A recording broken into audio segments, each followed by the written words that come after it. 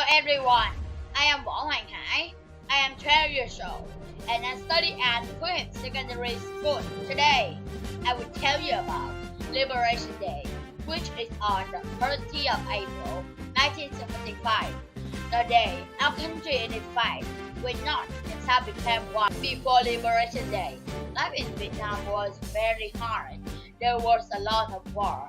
People were scared because of bombs, guns, and fighting. Families had to run and hide. Many people lost their homes and loved ones. The war made people suffer a lot. Children couldn't go to school, and many people didn't have enough food to eat. This was a very sad time in our history. But thanks to brave soldiers and the strong spirit of Vietnamese people, we finally got freedom. Now let's talk about what happened before 1975. In 1954, the Geneva Accords split Vietnam into two parts at the 17th parallel. The North belonged to one side and the South belonged to the other. The North of Vietnam started building co-socialism, which means they worked together to make life better for everyone. But in the South, there was a government that America supported. This meant the country divided. The North and the South had different ideas, and that's why the war continued for many years. After many years of fighting, something big happened in spring 1975. After many years of fighting, something big happened in spring 1975. The Vietnamese army started a strong attack called the General Offensive. They moved quickly and fought bravely. The Vietnamese people also helped a lot. They were strong and never gave up. They were very first uprising because without support from US, the Republic of Vietnam was very weak. Taking the advantage from that opportunity, our army launched a direct and lightning attack into Saigon City, now Ho Chi Minh City. At exactly 11:30, our army entered Saigon and captured the independent place. The Republic of Vietnam General Staff Du Văn Minh gave in without any condition. Vietnam was free. Life was very hard for many people. There were bombs and bullets everywhere. Home was destroyed, and many families had to run away. People didn't have enough food or clothes. Many children couldn't go to school. The government in the South and the American army made life even harder. People lost their land, lost their jobs, and lived in fear every day. It was sad and difficult time for everyone in Vietnam. During the war, Vietnam didn't fight alone. Many people in America and Europe joined the anti-war movement. They wanted the war to stop. Vietnam also got help from the other socialist countries like the Soviet Union and China. They gave us weapons, food, and support. This helped make the Vietnamese people stronger and more confident to keep fighting for freedom. Everyone in Vietnam helped during the war, not just soldiers, women, young people, students, and even teachers all joined. The whole country worked together because they wanted peace and freedom. It was so serious that people say, when the enemy comes to our house, even women fight. This shows how strong and united the Vietnamese people were. And everything and real happy with us, and you go back at night and the VC flags are out. For the young American soldiers, average age 19 and a half, it was an alien world, at once hostile and alluring. Dear Mom, Vietnam has my feelings on a seesaw. This country is so beautiful. The farmers and their rice paddies with their water buffalo, the palm trees, birds, even the strange insects. For a fleeting moment, I wasn't in a war zone at all. Private First Class George Williams, 16th Infantry.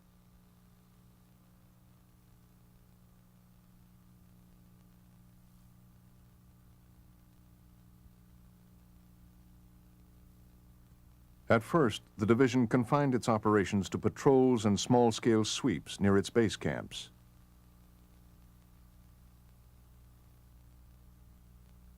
But all that changed early in the year as the division plunged deep into the heart of Viet Cong territory along the axis of Highway 13, better known as Thunder Road.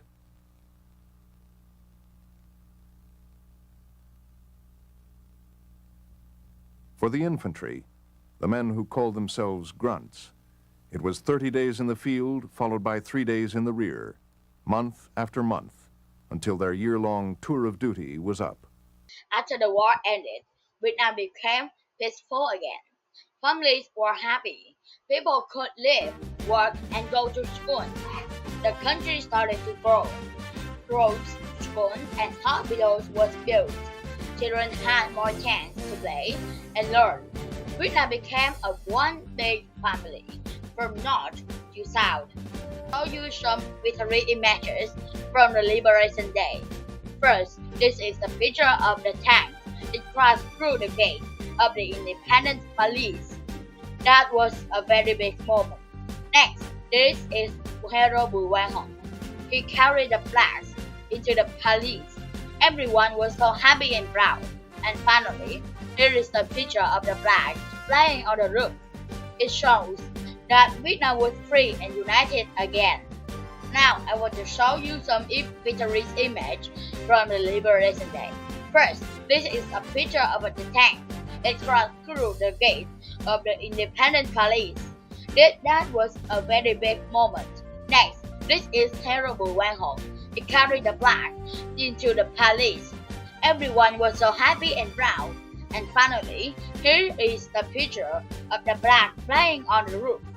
It shows that Vietnam was free and united again.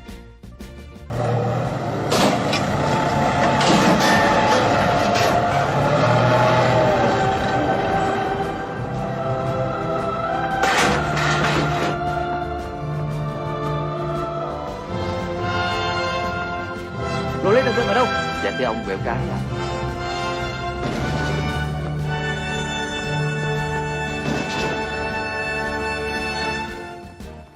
Nội các chúng tôi đang chờ các ông.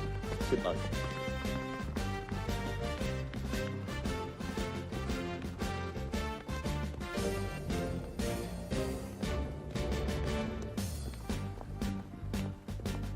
Các vị ngồi xuống. Ai là Tổng thống Dương Văn Minh? Tôi, Đại tướng Dương Văn Minh cùng toàn thể nội các đang chờ chỉ huy quân giải phóng tới để bàn giao chính quyền. Các ông không còn gì để bàn giao, vì các ông đã là tù binh. Ngay bây giờ, mời ông đi theo tôi. Thưa ông, ngoài đường súng còn nổ, tôi sợ không an toàn. Quân giải phóng đã làm chủ thành phố. Chúng tôi sẽ bảo đảm an toàn cho ông.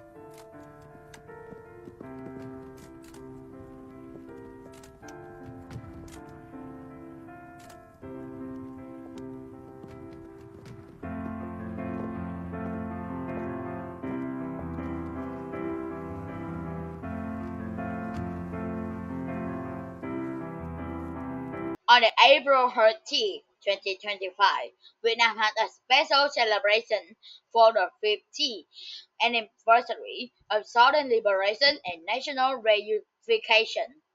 A big and emotional parade took place in Ho Chi Minh City. The streets were covered with red flags and banners, making everything look colorful and full of pride.